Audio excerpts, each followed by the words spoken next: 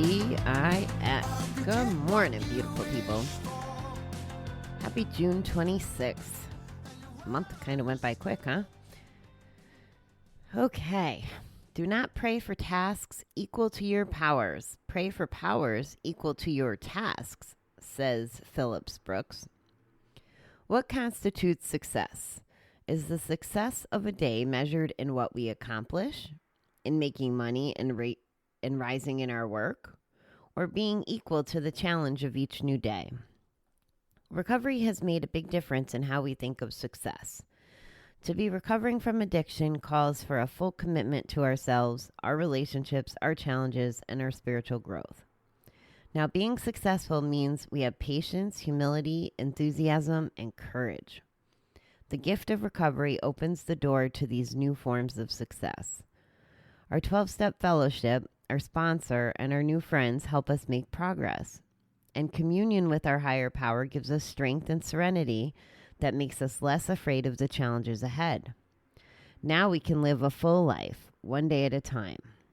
Today, grant me the strength to climb each daily mountain and find joy in each new vista. It's all about how we look at success today. How do you look at success? I know I used to look at it as, well, my success for me and perceived success for others, I think, have always been two different things. For example, I wanted for the longest time to be the vice president. And that to me would have made me successful. Other people, I could see, like, it wasn't about the money either. Let me be clear so I can make my point. So I wanted to be vice president because in my career when I was a floral manager, if I saw an opportunity to do something better, I could only impact that store. So the next level was to be a specialist or a field person. Then I could have impacted whatever stores I was responsible for.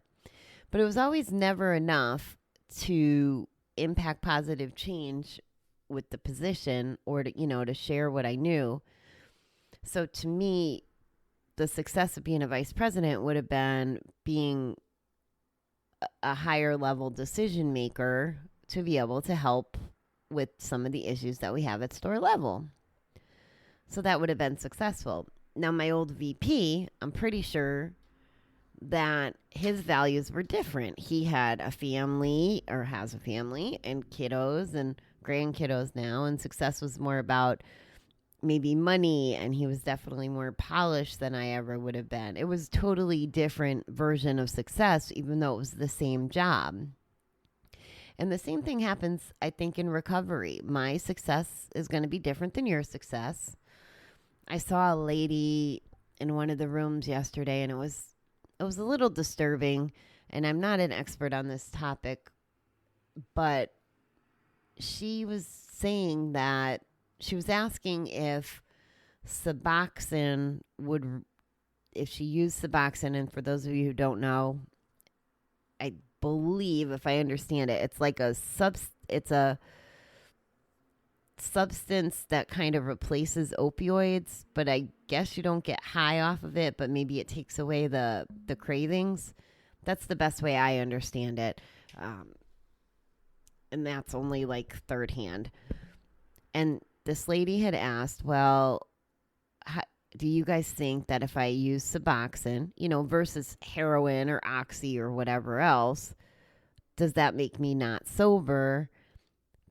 And when I saw her post, unfortunately, the next couple lines were like, I had asked this in another room and they beat me up and, basically called her a loser and a junkie and all kinds of bad things.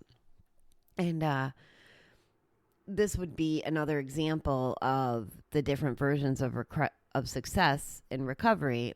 And what I had said to her was, I haven't experienced, that level of drug addiction, withdrawal. So I don't know the physical, I don't know what that looks like. I think there must be a value to Suboxone or is it methadone clinics? Those substitutes. There must be a value if it gets people away from the harder addictive drugs that give them the high. So let's say she stays off of heroin but needs the Suboxone, and I don't even know if heroin was her drug of choice, but uses the Suboxone to get through. And while she's on Suboxone, she's not high. She's taking care of her family. She's holding down her job. Maybe she's not drinking alcohol either, but she's just going on with her life. Is that a success? Versus not taking it, and maybe the story unfolds more like a relapse every other day, or maybe it's hardcore on and on with the drugs. Maybe she ODs. Like there's so many different ways to do it. She wouldn't only be successful if she got off the drugs and didn't have a replacement. Like that's one version of success, but it's not the only way to be successful. And we have that with gambling too, or clean time with gambling, or success in our recovery, or whatever you want to call it. I think that for me, success isn't just not betting. This is how I feel about it, and this is how I apply it to myself. Success in recovery is not just betting. Now, you may have clean date because you didn't bet. You may, accumulate time and have abstinence. You may even go to meetings and have clean time together. And that might be a success for some. But my version of success in recovery is it's not just about going to meetings. It's about doing the internal work while abstaining. And this is just my perspective. Other people may see it different. And there is some philosophy to the benefits of just going to group. Like if you go to group court ordered, is it going to be the same as going to group of your own volition and going to learn and absorb and try to apply what you learn? Or even in the beginning, we have to use group as just a place to be other than at the casino or betting or whatever. Sometimes we just need to be around like-minded people. If you didn't bet that day, that's a success. Absolutely. So there's different versions of it. Some people think that there's different lines in success. I'm one of those in success, or what the version of gambling is. I'm one of those people. I won't buy scratch-offs anymore. Well, I shouldn't say that. I did buy some for, I think, Mother's Day for my mother, which sounds really wrong, but she likes them, and it was $10 or whatever it was. It wasn't serious. That doesn't make me, I didn't make it so black and white that now I'm not successful in my recovery. I don't go to the casinos. I don't, actively bet. As I've been trying to do some research, I know my limits, I guess is what I'm saying. And I do the work. Oh, I was trying to make a point here. Raffles are used for fundraisers a lot of times, and they're just everywhere. They're at Zumba fundraisers, Zumbathons. They're at work. They're just everywhere. So at my job in Kansas, we would have an annual luncheon, a holiday luncheon, and as you walked in the door, they gave you a raffle ticket. And this was because the prizes were like really, really fabulous prizes, and they probably, had a prize budget, and they did this. Not every single person got this prize. Every person got lunch and, was acknowledged for the holiday. So I'm not discounting that, but this was a little above and beyond. Does it make my recovery unsuccessful if I take that ticket when it's almost like a gift? some people could say yes and some people could say no. It's just different perspectives of success. Where this reading takes it is asking those questions. Is it measured by what we accomplish? Using my work example, I don't think it is. Is it what we accomplish internally? Yeah, for me, that's absolutely where success lies. In the evolution, the changing. Oh, I screwed that up. And making money and rising in work. That was the one where, yeah, it's nice to get promoted. It's good to be successful. But if I'm sitting at my desk and I'm not getting promoted, but I'm helping 100 floral managers and make their life a little easier, is that being successful? Like it's so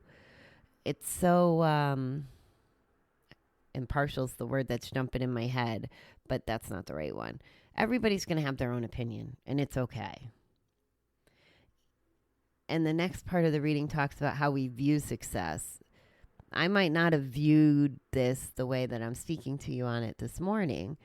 I might have, when I was trying to be a VP, even though my motivation was to help people, maybe I was enthralled by the fact that I would have more money to gamble with, and that would make me successful, or the title.